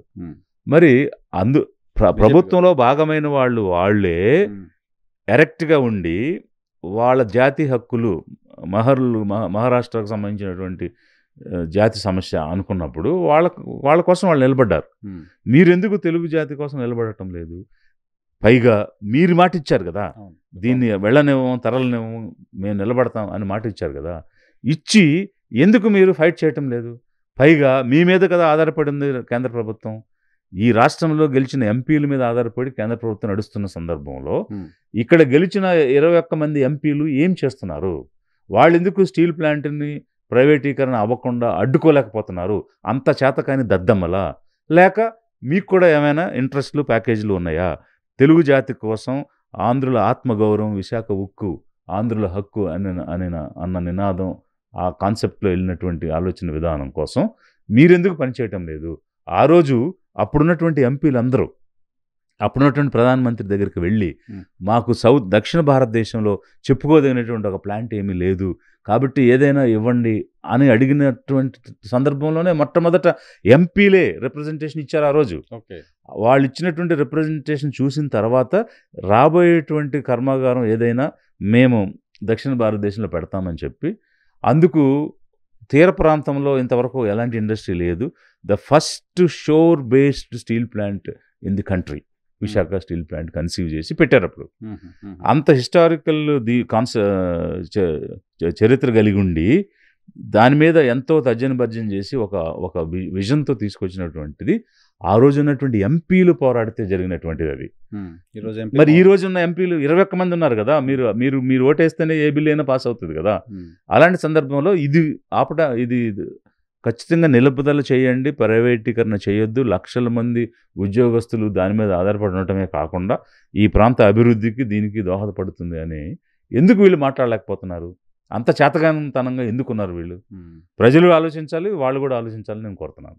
డెఫినెట్గా ప్రభుత్వం అయితే రియాక్ట్ అవ్వాల్సింది విశాఖపట్నం స్టీల్ ప్లాంట్కి సంబంధించి. ఆపాలి. రియాక్ట్ అవ్వడం ఏంటి? They have every opportunity to stop it. అది చేయడం లేదు కదా, అవకాశం ఉండి చేయడం లేదని అంటే వీళ్ళు విఫలం అవ్వటమే కాదు, కుట్రలో భాగస్తులు, కోఆపరేట్ చేస్తున్నారు, ప్రైవేటీకరణ కోఆపరేట్ చేస్తున్నారు, they are part of it అనేటువంటిది క్లియర్ అర్థమవుతుంది. ఆంధ్రప్రదేశ్ ప్రజలు కూడా అర్థం చేసుకోవాలి. Right sir. Thank you very much మా కోసం సమయం కేటాయించినందుకు. ఇది విజయ్ కుమార్ గారితో స్పెషల్ పాడ్కాస్ట్ చూస్తూనే ఉండండి. ఈ హెచ్